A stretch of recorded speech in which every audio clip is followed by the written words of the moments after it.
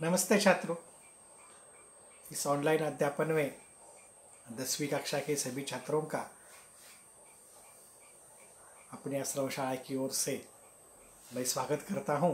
छात्रों, आप ऑनलाइन पढ़ाई कर रहे हैं, खुशी की बात है।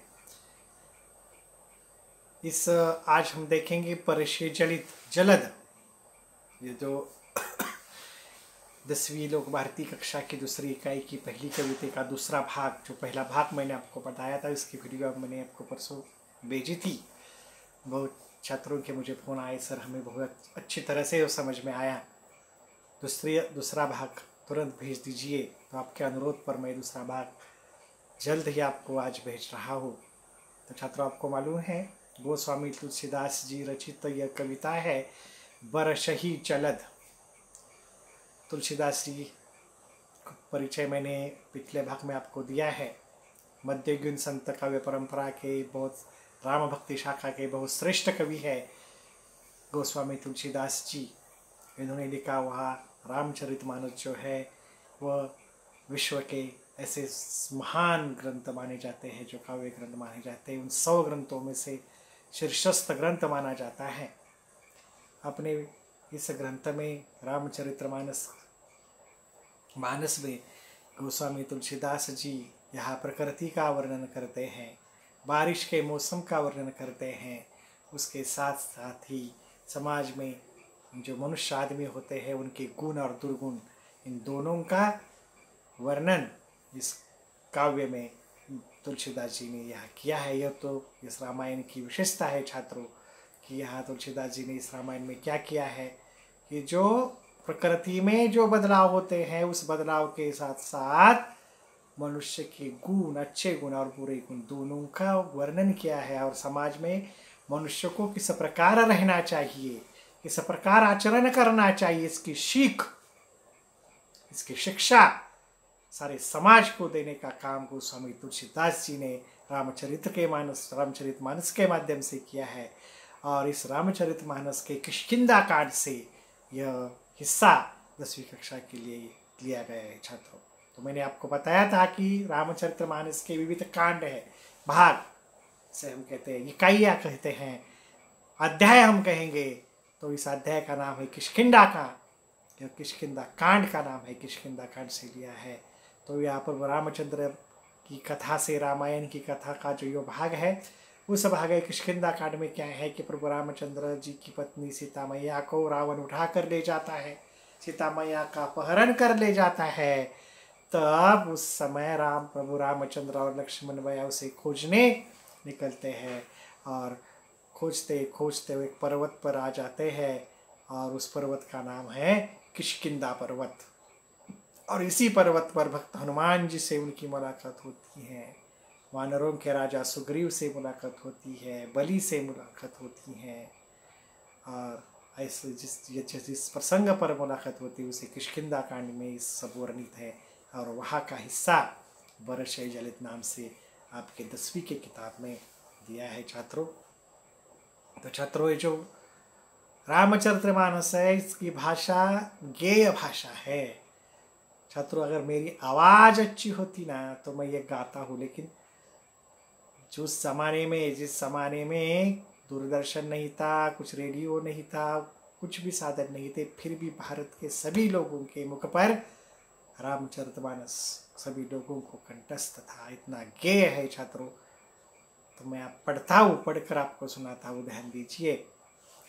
दादुर धुनि चहु दिशा सुहाई, वेद पढ़हि जनु बटु समुदायी, नव पल्लव बह बिटप अनेका, साधक मन जस मिले विवेका, हरक जवास पात बिनु भयऊ, जस सुराज खल उद्यम गयऊ, खोज तकतहु मिले नहीं धूरी, करई क्रोध जिमि धर्म ही दूरी, शशि संपन्न सोह मह कैसी, उपकारी के संपत्ति जैसी, निशितम धन खद्योत विराजा, जनु दम्भिन कर मिला समाजा, कृषि निरावहि चतुर किसाना, जिमि बुध तजहि मोह मद माना, देखी हत चक्रवाक खग नाही, कलिहि पाई जिमि धर्म पराही, विविध जंतु संकुल मही भ्राजा, प्रजा बाढ़ जिमी पाई सुराजा, जह तह रहे पति कथ की नाना, जिम इंद्रिय गण उपजे ज्ञाना। ये चौपाई हुई छात्र, उसके साथ साथ ये दोहा भी हमें देखना है छात्रों। कबहु प्रबल वह मारुत जहत मेघ बिलाही, जिमि कपुत के उपजे कुल सधर्म न साही। कबहु दिवस मह निबिड़तम, कबहु क प्रगट पतंग, बिनसई उपजई ज्ञान जिमि पाई कुसंग सुसंग। रामचरितमानस के किष्किंधा कांड से ये हिस्सा लिया है छात्रों। अब यो जो भाषा है उसकी अवधी भाषा है, मैंने बताया यह प्राचीन भाषा है, आपको कठिन लगती है, लेकिन एक बार उसके शब्दार्थ हम देखेंगे तो छात्रों आपको बहुत आसान लगेगा। इसलिए कविता बहुत महत्वपूर्ण है 10वीं कक्षा के लिए। तो मैं एक एक पंक्ति इसकी समझाऊंगा।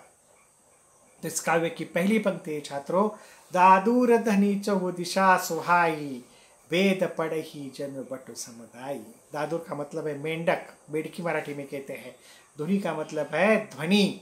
चहु दिशा, चारों दिशाओं में। सुहाई यानी सुहावनी लगती हैं।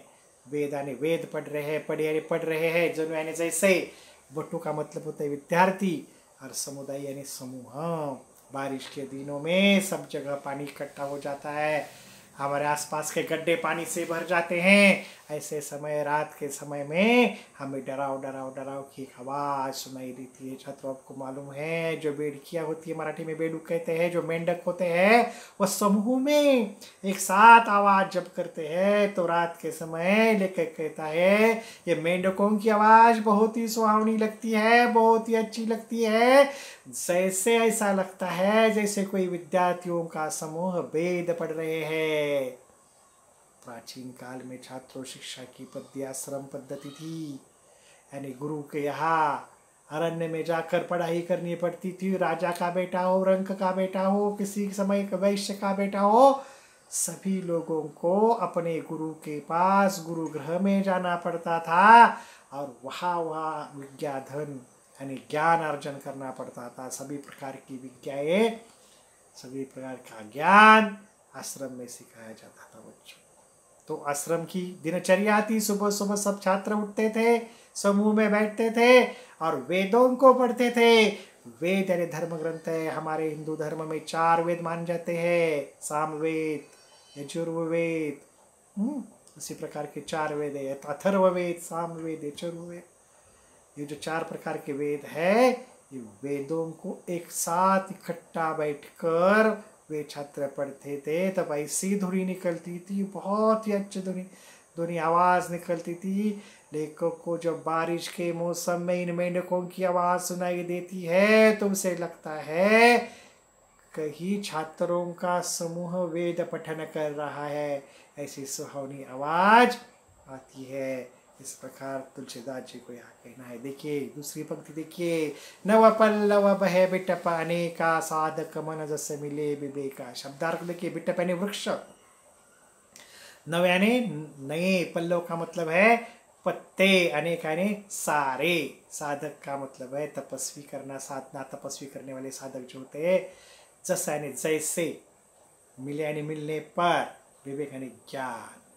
देखिए बारिश के मौसम में सारे वृक्षों को नई नई कोंपले उगने लगती हैं। कोंपले का मतलब है पत्ते, नए पत्ते, नए नए पत्ते आने लगते हैं। कोंपले जिसे कहते हैं, मराठी में पालवी फुटते हैं अपन म्हणतो। अनेक वृक्षों को नए नए पत्ते आने लगते हैं, और यह मौसम देखकर सभी पेड़ नए पत्तों से सुशोभित हरा भरा दिखाई देने लगता है। लेखक कहता है जैसे जो साधना करने वाला साधक होता है, जब उसे ज्ञान प्राप्त होता है,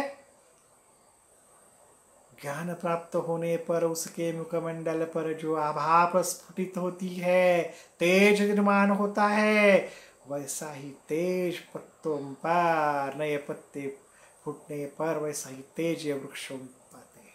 अन्य वृक्षों को नए नए पत्ते आकर हरे भरे पत्तों के कारण वह वृक्ष नया सुशोभित हरा भरा लगने लगता है।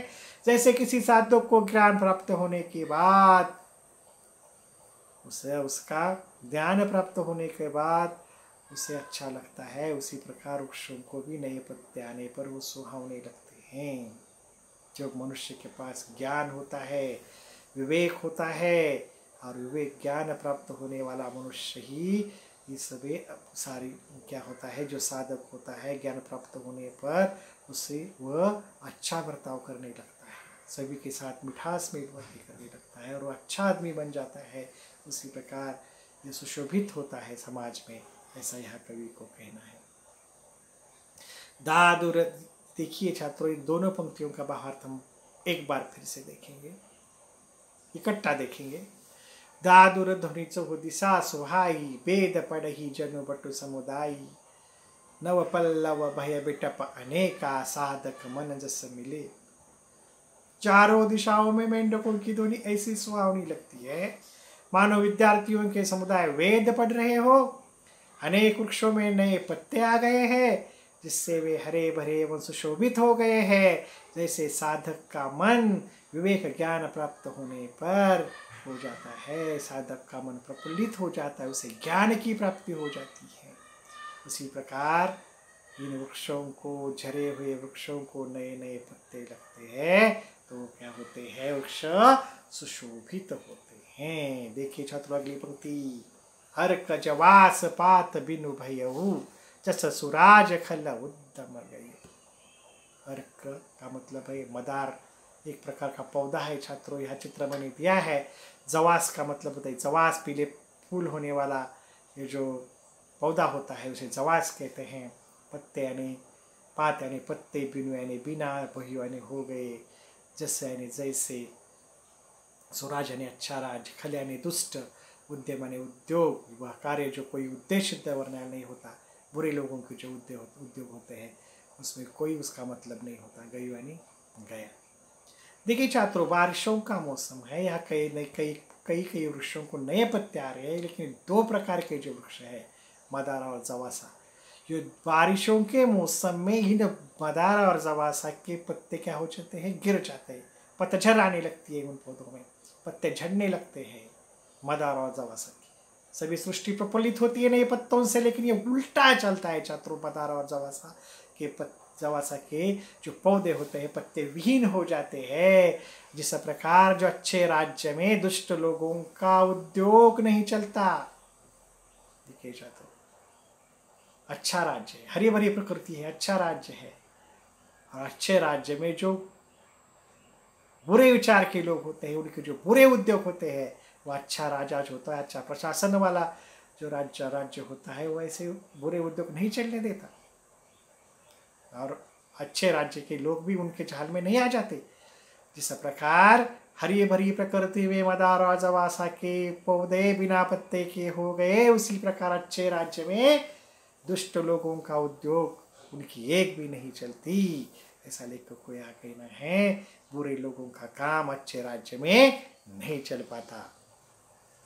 खोजत कतहु मिली नहीं धूरी, करई क्रोध जिमी धर्म ही दूरी। खोजत ने खोजने पर, कतु यानी कहीं भी नहीं मिलती, क्या नहीं मिलती, धूरी यानी धूल नहीं मिलती छात्रों। कवि कहता है बारिश के दिनों में कितना भी खोजो कहीं भी धूल आपको नहीं मिलेगी, क्योंकि बारिश के कारण सब धूल नीचे जमीन पर वह मिट्टी में समा जाती है, ऊपर नहीं आती है ना। जिस प्रकार क्रोध यानी गुस्सा आने पर हमारे विवेक, हमारे विचार नष्ट हो जाते हैं, धर्म नष्ट हो जाता है। कवि कहता है कहीं खोजने पर भी धूल नहीं मिलती, जैसे गुस्सा करने पर धर्म दूर हो जाता है, बारिश आने पर सब धूल नष्ट हो जाती है। जिस प्रकार गुस्से आने पर हमारा विवेक लुप्त हो जाता है। जब मनुष्य को गुस्सा आता है, क्रोध आता है, तो क्या हो जाता है, वो क्या बोलता है, क्या करता है, उसे समझ में नहीं आता, उसे गुस्सा आ जाता है। तो लेखक का क्या कहना है, आवेश, क्रोध आने पर हमें धर्म का ज्ञान नहीं रहता। धर्म का ज्ञान यानी विवेक का ज्ञान, अच्छे बातों का ज्ञान हमें रहता। हमें तब क्या करना चाहिए, हमारे गुस्से पर हमें नियंत्रण रखना चाहिए, हमारे क्रोध पर हमें नियंत्रण रखना चाहिए। जिस प्रकार बारिश के दिनों में खोज कर भी कहीं धूल नहीं मिलती, उस प्रकार हमारे जीवन में खोज कर भी ऐसा नहीं होना चाहिए कि हमें गुस्सा आ जाए। हमें सदैव हमेशा यह बात हमें रखनी चाहिए कि हमें इस समाज में अच्छा आदमी बनकर जब जीना है तो कभी किसी पर क्रोधित मत हो, कभी किसी पर हमें क्रोधित नहीं होना चाहिए। ये सीख यहाँ तुलसीदास जी ने इस दोहे के माध्यम से हमें दी है। छात्रों आए समझ में ना? तो इन दो पंक्तियों का छात्रों हम आज यहाँ इकट्ठा देखेंगे। अर्क जवास पात बिनु भयऊ, जस सुराज खल उद्दम गयऊ, खोजत कतहु मिले नहीं दूरी, करई क्रोध जिमि धर्म ही दूरी। इसका भावार्थ है छात्रों, मदार और जवासा की जो पौधे हैं वो बिना पत्ते के हो गए हैं, उनके पत्ते झड़ गए हैं। जैसे श्रेष्ठ राज्य में, अच्छे राज्य में दुष्टों का उद्योग नहीं चलता, उनकी एक भी नहीं चलती, धूल कहीं खोजने पर भी नहीं मिलती, जैसे क्रोध धर्म को दूर कर देता है। अर्थात क्रोध का आवेश होने पर धर्म का ज्ञान नहीं रह जाता, हम धर्म को भूल जाते हैं। हमारे हाथ से बहुत सारी गलतियां हो सकती, इसलिए हमें क्रोधित नहीं होने चाहिए। अगली पंक्ति देखिए, शशि संपन्न सोह मही कैसी, उपकारी के संपत्ति जैसी। शशि का मतलब चंद्रमा है, लेकिन यहाँ है अन्न। संपन्न यानी भरी हुई, सोह यानी शोभित, मही यानी पृथ्वी, उपकार यानी उपकार करने वाला, और संपत्ति जैसे यानी धन दौलत जायदाद, है ना। तो यहाँ कवि कहता है कि बारिश के दिनों में हमारी जो यह पृथ्वी है, मही है, वो अन्न से युक्त सारे पौधों से, ज्वार, गेहूं, धान और अन्य अन्य प्रकार के सभी वृक्षों से, पौधों से, फसलों से हरी भरी रहती है, सुशोभित रहती है। जैसे उपकारी पुरुष की संपत्ति सदैव उसके पास रहती है ना। जो उपकार करने वाला होता है ना, उपकारी, उपकार दूसरों की मदद करने वाला जो होता है, उसकी संपत्ति कभी खत्म नहीं होती। यानी हमारी प्रकृति में ऐसे परोपकारी चीज़ों की कमी नहीं है। नदी है, तालाब है, पेड़ है, ये सब परोपकार के ज्वलंत उदाहरण है छात्रों। जो नदी में, नदी का पानी अशुद्ध करने वाले कितने भी लोग होते हैं, उन लोगों को भी फिर नदी पानी शुद्ध करके मीठा जल देती है। जब धूप में हम किसी पेड़ के पास जाते हैं तो वह पेड़ नहीं कहता कि पिछले महीने में तूने मेरी टहनी तोड़ी थी, हे आदमी तुम मेरे छांव में मत आओ, मैं तुम्हें छावा नहीं दूंगा, ऐसा पेड़ कभी नहीं कहता। पेड़ तो हमेशा मीठे ही फल देता है, शीतल ही छाया देता है। इस आदमी में जो आदमी पत्थर फेंक कर फल निकालने का प्रयास करता है, पेड़ों को चोट पहुंचाता है, तो पेड़ ऐसा नहीं कहता यह मुझे बहुत चोट पहुंचाता है, मेरी टहनियाँ तोड़ता है, मेरे पत्ते तोड़ता है, मुझे दुख देता है, मैं उसे मीठे फल क्यों दूँ? क्यों न मैं ऐसे लोगों को उस फल में कड़ुआहटवा भरे फल ही दे दूँ। तो फल ऐसा कोई भी वृक्ष नहीं करता, वो सभी लोगों को एक जैसे ही मीठे फल देता है।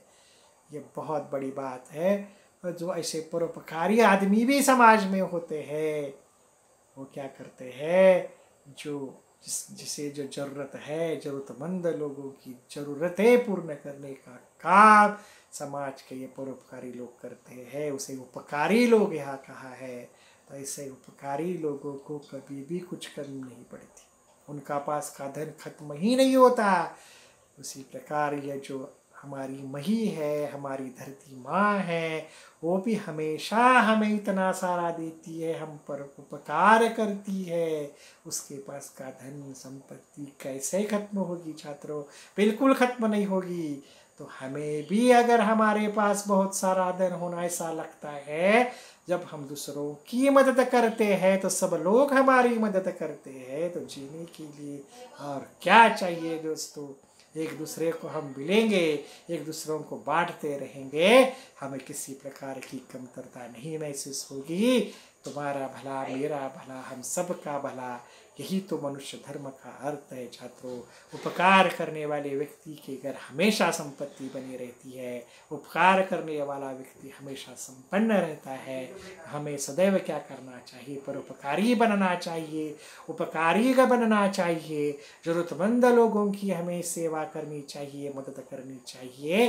यह बताने का प्रयास इस दोहे के माध्यम से गोस्वामी तुलसीदास जी ने यह किया है।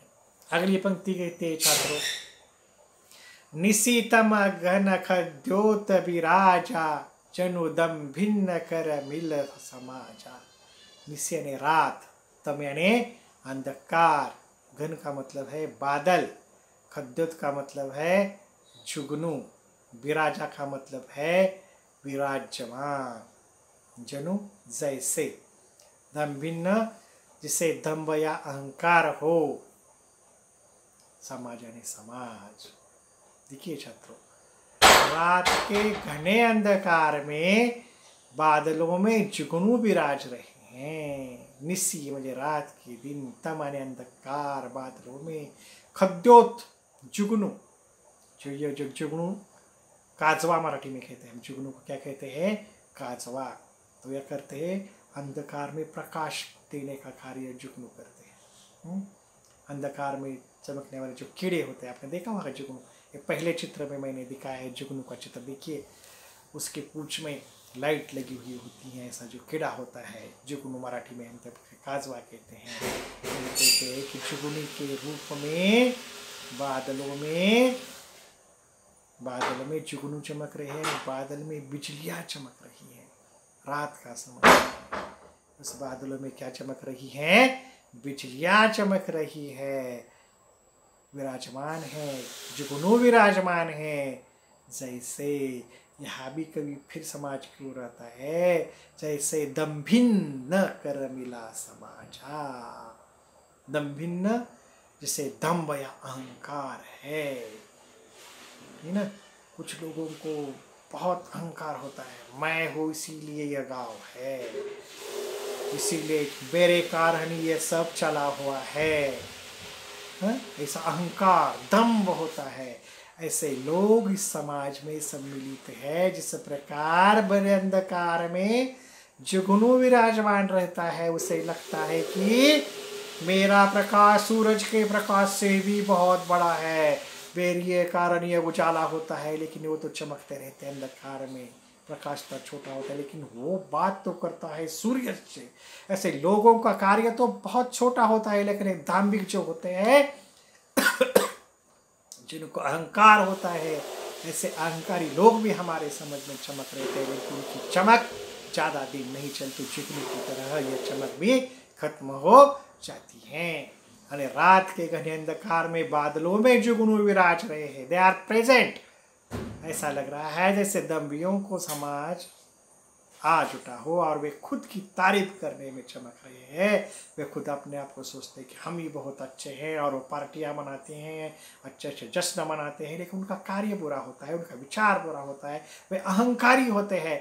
ऐसे लोगों को समाज में कोई स्थान नहीं है, और ऐसे लोगों का समाज पर कोई अच्छा असर नहीं पड़ता, और समाज के लिए वो बहुत बुरी बातें होते हैं। ऐसा कभी कहता है, ऐसे लोगों से हमें बच के रहना चाहिए।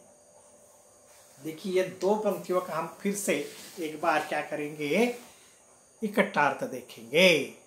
शशि संपन्न सोहम कैसी, उपकारी कै संपत्ति जैसी, निशितम घन खद्योत विराजा, जनुदम भीन कर मिला समाजा। इसका भावार्थ है, अन्न से युक्त लहराती हुई खेती से हरी भरी, अन्न से युक्त यानी लहराती हुई खेती, पृथ्वी कैसी शोभित हो रही है, जैसे उपकारी पुरुष की संपत्ति, उपकार करने वाला व्यक्ति हमेशा संपन्न रहता है। रात के घने अंधकार में जुगनू शोभा पा रहे हैं, मानो दम्भियों का समाज आ जुटा हो। अगली पंक्ति देखिए छात्रों, कृषि निरावही चतुर किसाना, जिमि बुद्ध तजही मोह मद माना। कृषि यानी खेती, निरावही निराई करना, निरा रहे हैं, चतुर यानी चालाक, किसान यानी किसान, जिम यानी जैसे, बुद्ध यानी विद्वान, तजही त्याग, कर, मोह प्यार, मोह यानी प्यार चाव, मद यानी मदिरा, मद यानी नशा, मान यानी अभिमान। जो मद मोह है ना, मोह का मतलब है चाह। तो देखिए मैं पहले बताता हूँ, जो चतुर किसान होता है ना, चतुर किसान वो क्या करता है, अपने खेतों की निराई करता है। निराई का मतलब आपको मालूम है, मराठी में आपण त्याला खुरपणं म्हणतो, खुरपणी। तो खुरपणीमध्ये काय करतो आपण, गवत जो असतो, जो पिकाला दुरुपयोगी असतात गवत, ते काढून टाकतो। तो उससे क्या होता है, निराई करने का मतलब जो घास फूस होती है, जो फसल होती है, फसल के जो अन्य दूसरे पौधे उगे होते हैं जो दुरुपयोगी होते हैं, ऐसे पौधों को निकाल कर हम बाहर फेंक देते हैं। उससे क्या होता है, जो खाद होता है वो अच्छे फसल के पौधे होते हैं उसे मिलता है, उसे अच्छी हवा मिलती है, उसकी बाढ़ अच्छी तरह से होती है। वो चतुर किसान क्या करता है, खेतों की निराई करता है, घास फूस निकाल कर फेंक देता है। जैसे विद्वान लोग भी क्या करते हैं, जो बुद्धिवान जो लोग होते हैं ना, विद्वान लोग, वो विद्वान लोग भी अपनी मन की निराई करते हैं। हमारे मस्तिष्क में, हमारे ध्यान में मद मोह मान रूपी जो घास फूस रहती है, उस घास फूस को निकाल देते हैं। हमारा मन, हमारी आत्मा शुद्ध कर देने का काम कौन करता है, तो ये विद्वान लोग करते हैं। वो लोग क्या करते हैं, हमारे मन में जो मोह है वो त्याग देते हैं।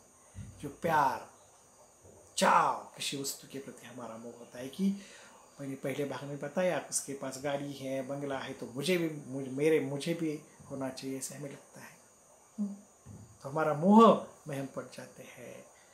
मद का मतलब है एक प्रकार की मदिरा, नशा, है ना। और माना का मतलब अभिमान। हमारा मैं पहले बताया, कुछ ऐसे अभिमानी होते हैं, घमंडी होते हैं। इन दुर्गुणों को क्या करता है, ये मोह, मद, मान, अभिमान, है ना, जो प्यार है, ये भावनाएं जो है, इन भावनाओं को विद्वान लोग क्या करते हैं, जिस प्रकार चतुर किसान खेतों की निराई करके घास फूस निकाल देता है, उसी प्रकार जो विद्वान लोग है अपने मन की निराई करता है। मन में जो मद मोह मान जैसे जो बुरे विचार है, बुरी बातें है, वो मन से निकाल कर हम अपने मन को क्या कर देता है, शुद्ध कर देता है। तो छात्रों, हम सब भी विद्वान आदमी है, पढ़ रहे हैं, तो हमारे मन में भी मोह, मद और मान, अभिमान को नहीं रखना चाहिए, यह बताने का प्रयास यहाँ किया है। ठीक है छात्रों, दूसरी पंक्ति देखते हैं हम।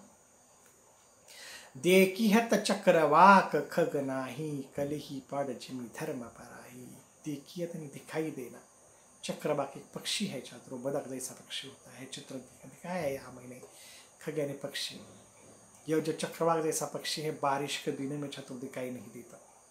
जाड़े के दिन होते हैं तो वह पक्षी हमें दिखाई देता है, बरसात के दिनों में पक्षी दिखाई नहीं देता।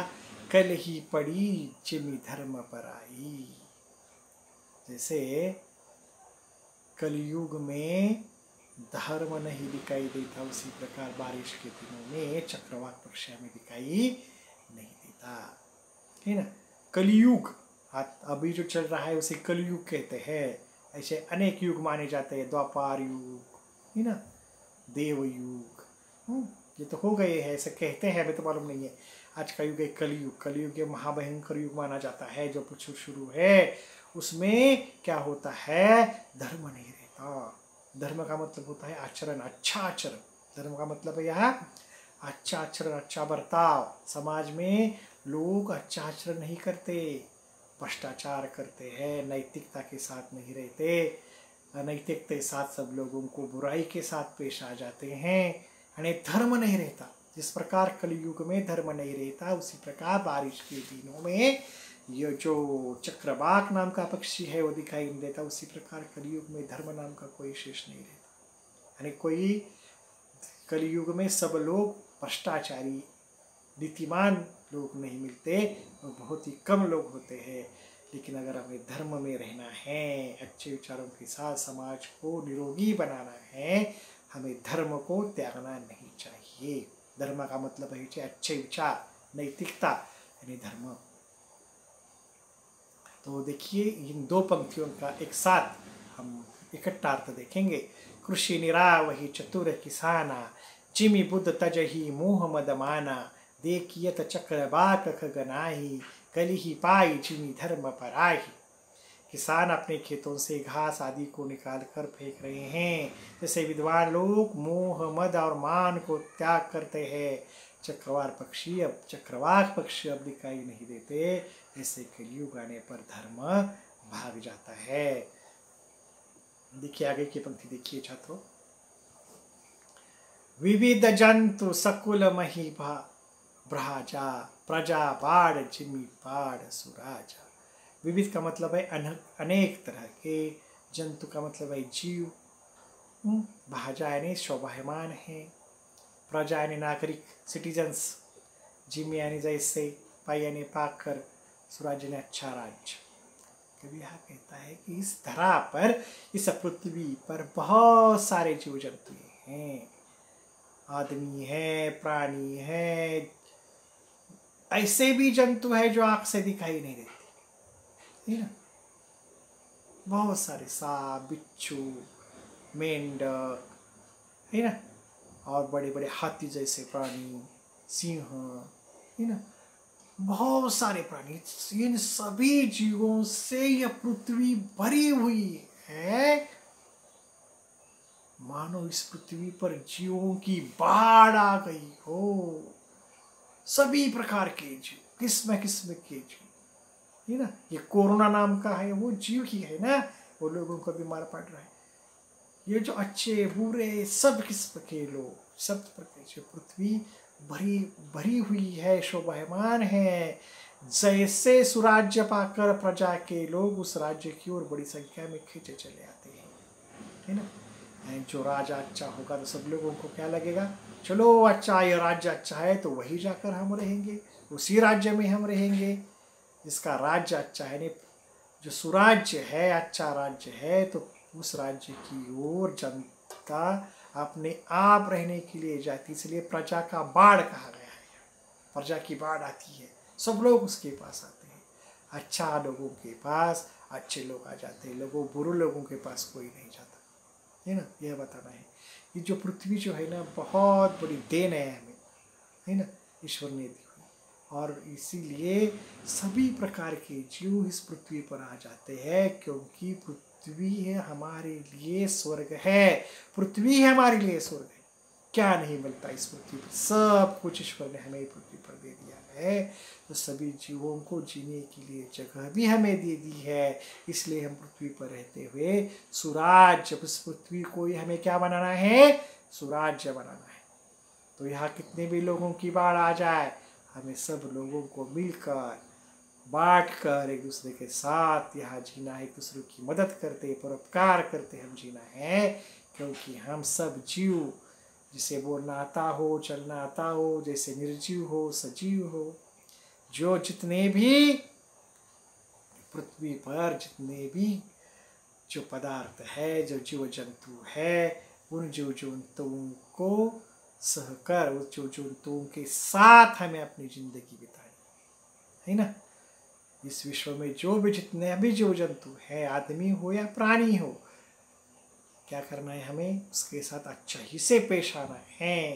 ये पृथ्वी जो है सुराज्य है, इसी तरह यहाँ जीव जंतुओं की बाढ़ आती है। जिस प्रकार अच्छे राज्य में सब लोग रहना चाहते हैं ना, उसी प्रकार ये पृथ्वी भी एक राज्य है। यहाँ पर ईश्वर ने हमें सभी प्राणियों को रहने के लिए दिया है, तो क्यों न हम पृथ्वी की सेवा करें, पृथ्वी बचाए, हरी भरी रखे, सबके साथ हम अच्छाई से पेश आए। यह जो भावना है, विश्व बंधुत्व की भावना, वसुधैव कुटुंबकम की भावना, तुलसीदास द्वारा यहाँ लोगों को बताने का प्रयास यहाँ तुलसीदास जी ने यहाँ किया है। जह तह रहे पति कथ की नाना, चिमि इंद्रिय गण उपजे ज्ञाना। ये जो पंक्ति है ना, यह अध्यात्म की ओर हमें ले जाती है छात्रों। जह जहाँ तह रहे, ठहरे हुए, पति का मतलब है राही, थक यानी थक कर, जो जिमी जैसे इंद्रिया जो हमारे इंद्रिय सेंस होते हैं, नाक, आँखें, कान, है ना, त्वचा, जैसे इंद्रिय, उपजे उत्पन्न होने पर कहना गया, जहाँ तहाँ अनेक पति का राही जो होते हैं, बाट शुरू होते हैं, जो वो बटोही होते हैं, थक कर पड़े हुए हैं। जैसे ज्ञान उत्पन्न होने पर इंद्रियां थक जाती हैं और शिथिल हो जाती हैं। इंद्रियों का काम क्या है? ज्ञान हासिल करना। जब ज्ञान हासिल करने पर इंद्रियां भी थक जाती है ना, उसी प्रकार के जो ये पथिक है, राही है, वह लोग कहते हैं क्या हो गए हैं, थक गए हैं यहाँ वहाँ भटक कर, और उन्हें मालूम हो गया है जीवन जीने का रास्ता, ये जिंदगी क्या है, यह उन्हें जब पता चलता है। इंद्रियों को जब सब चीज़ें उत्पन्न हो जाती है, आखिर वो शिथिल हो जाती है, शांत हो जाती है, एक जगह पर बैठ जाती हैं। यह आध्यात्म की ओर, यह आध्यात्म जो है ना, यह हम क्यों यहाँ इस पृथ्वी पर आए, हमारा उद्देश्य क्या है, यह बताने का काम करने वाला जो शास्त्र होता है वो दर्शन शास्त्र होता है छात्रों।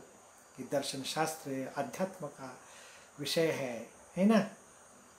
यह हमारा जीव क्या है, इसकी तो अध्यात्म का नाम लिखते ही कबीरदास जी हमें याद आते हैं। तो यह अध्यात्म बहुत ही अच्छे शब्दों में, बहुत ही सुंदर शब्दों में कबीरदास जी हमें बताया है। जो आपको जो उनका दोहे हैं, दो पद है कबीरदास की, निर्गुण काव्यधारा के कवि है ना। उनकी काव्यधारा की जो अध्यात्म जो है वो हमें अच्छी तरह से समझाती है कि ईश्वर, और जो अध्यात्म में क्या होता है, हमारे जीव को ईश्वर के पास, ईश्वर का ही हम अंश है और हमें ईश्वर, सब लोगों को ईश्वर के पास ही जाना है। यह बात या हमें हिंदू धर्म में सिखाई जाती है। तो उसका वर्णन करते वक्त कबीरदास जी जो कहते हैं, कुंभ में जल, जल में कुंभ, कुंभ में जल, जल में कुंभ, भीतर बाहर पानी, फूटा कुंभ जल जल ही समाना, यही तत् कहता है ज्ञान। क्या कहते कबीर, जो घड़ा है, मिट्टी का घड़ा है, उसके अंदर पानी, कुंभ में जल, जल में कुंभ, और भरा हुआ घड़ा पानी में हम रखते हैं तो कुंभ में जल, जल कुंभ के बाहर भी पानी होता है। और फूटा कुंभ, जब यह जो कुंभ फूटता है पानी में डुबाकर, भरा हुआ कुंभ में हम क्या करते हैं, गागर में पानी डालते हो, गागर हम पानी के नीचे रखते हैं तो क्या होता है, गागर के बाहर भी पानी, अंदर भी पानी, और कुंभ फूट जाता है तो अंदर का पानी बाहर की पानी में मिला जाता है। और इसका मतलब है छात्रों, अंदर का पानी यानी हमारा जीव, बाहर का पानी यानी ईश्वर, और जो गागर होती है बीच का हमारा शरीर होता है। ये शरीर जो हमारा नष्ट हो जाता है तो हमारा जीव ईश्वर के साथ, बाहर के पानी के साथ मिल जाता है। इतनी आसानी से कबीरदास ने बताते। तो यहाँ भी लोग कहते हैं कि हमारी चीनी जब जो इंद्रिय होते हैं, उनके ज्ञान जब सारे इंद्रियों को प्राप्त होता है कि हमारा कार्य क्या है और कार्य की सफलता, उद्देश्य समाप्त हो जाता है, तो वो भी शिथिल हो जाते हैं, शांत हो जाते हैं। जिस तरह राह के प्रतीक जो होते हैं, जो राही होते हैं, थक कर एक जगह बैठ जाते हैं, उसी तरह हमारे इंद्रिय भी सब एक जगह पर बैठते हैं। देखिए ये दोनों पंक्तियों कर एक साथ देखते हैं। विविध जंतु सकुल मही भ्राजा, प्रजा बाढ़ जिमि पाई सुराजा, जहत रहे पतिक थकी नाना, जिमि इंद्रिय गण उपजे ज्ञान। पृथ्वी जैव विविधता से शोभायमान है। जैसे सुराज्य पाकर प्रजा की वृद्धि होती है, हर जगह पतिक थक कर ठहरे है, जैसे ज्ञान उत्पन्न होने पर इंद्रिया शिथिल होकर विषयों की ओर जाना क्या करती हैं, छोड़ देती हैं। यहाँ ये चौपाई खत्म होती है। छात्रों, आशा है आपको अच्छी तरह से समझ में आई होगी। अगर समझ में नहीं आए तो मुझे फ़ोन करना न भूलिएगा। अब दोहा हम देखते हैं छात्रों। तो पहला दोहा है, कबहू प्रबल बह मारुत, जह तह मेघ बिलाही। मारुत का मतलब है हवा, और बिलाही गायब हो जाना, है ना। तो क्या होता है, कभी कभी जो हवा, तेज हवा बह जाती है, और तेज हवा बहने से क्या होता है, जो मेघ होते हैं, जो बादल होते हैं, वो क्या होते हैं, गायब हो जाते हैं। कभी कभी क्या होता है, हवा तेज गति से आती है, और तेज गति से हवा आने के बाद जो मंडराते हुए बादल होते हैं, वो बादल भाग जाते हैं, नष्ट हो जाते हैं। जैसे क्या है, मरुत, जैसे जिमि कपुत के उपजे कुल सधर्म नसाई। हमारे कुल धर्म में जो कुपूत जन्मता है तो हमारे कुल का सधर्म कुपुत्र जन्म जाता है। अच्छे विचारों वाला बुरे विचारों वाला जो हमारे यहाँ पुत्र जन्म में आज हमारे कुल में उत्पन्न होता है तो हमारे कुल का उत्तम आचरण जो धर्म होता है वह नष्ट हो जाता है। इसी कारण कभी कहता है कि जब हमारे घर में ही कुछ बुरे विचार लोग रहते हैं तो हमारे घर का आचरण जो होता है वो नष्ट हो जाता है। तो हमारे घर में ऐसे लोगों को हम स्थान कभी न दे।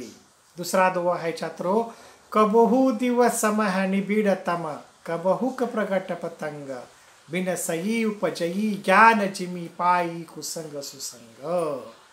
तो यहाँ मोह में तम यानी अंधेरा, प्रकट पतंग सूर्य प्रकट होता है। कभी कहते हैं कभी दिन में अंधकार छा जाता है। तो यहाँ भी देखिए छात्रों, मेरे यहाँ भी वीडियो बनाते तो लाइट चली गई है, अंधकार पड़ गया है कुछ, फिर भी मैं थोड़ा रह गया इसलिए ले लेता हूँ। कभी दिन में अंधकार छा जाता है तो कभी सूरज निकलता है। ऐसे कुसंग से ज्ञान नष्ट होता है और सुसंग से ज्ञान उत्पन्न हो जाता है। देखिए हमारे दिवस में भी कभी रात आ जाती है, बहुत घने बादल आ जाते हैं तो क्या अंधकार छाया पड़ती है। जैसे कि अब यहाँ वीडियो बनाते वक्त भी यहाँ वातावरण हो गया है और बाद में कब बादल के पीछे से सूर्य फिर ऊपर आ जाता है तो धूप निकलती है, धूप छाव का खेल शुरू रहता है। तो उसी प्रकार लोग यहाँ ये कुसंग और सुसंग का मतलब कहते हैं, जो हमारे साथ जो कुसंग हमारी संगति बुरे व्यक्ति के साथ होती है तो हमारा ज्ञान जो होता है नष्ट होता है। और हमारी संगति में अगर अच्छे विचार वाले लोग रहते हैं तो हमें ज्ञान की प्राप्ति होती रहती है। तो हमें तय करना है हम दोस्ती किसके साथ करें, अच्छे व्यक्ति के साथ करें या बुरे व्यक्ति के साथ करें। अगर हमारी दोस्ती जो है, हमारा संग जो है तो बुरे आदमी के साथ हम रहते हैं तो क्या हो जाएगा, हमारा ज्ञान है वो भी नष्ट हो जाएगा। और जब हम अच्छे व्यक्ति के साथ दोस्ती करेंगे तो हमें उस साबित ज्ञान की हमें हमेशा प्राप्ति होगी, हमारा बर्ताव अच्छा रहेगा, हम अच्छे आदमी बनते रहेंगे। अगर हमें अच्छे आदमी बनने हैं तो हमारे संगति में हमारे मित्र, हमारे दोस्त, हमारे रिश्तेदार कैसे है इसकी ओर भी हमें ध्यान देना चाहिए। रामचरितमानस की छात्रों ये बहुत सुंदर पाठ मैंने आपको पढ़ाया है। आशा है आप सभी पंक्तियों का ध्यान से अध्ययन एक बार फिर देखेंगे, ये वीडियो बार बार देखोगे तो आपको ये समझ में आएगा। चलिए छात्रों, मिलते हैं अगले वीडियो में, तब तक के लिए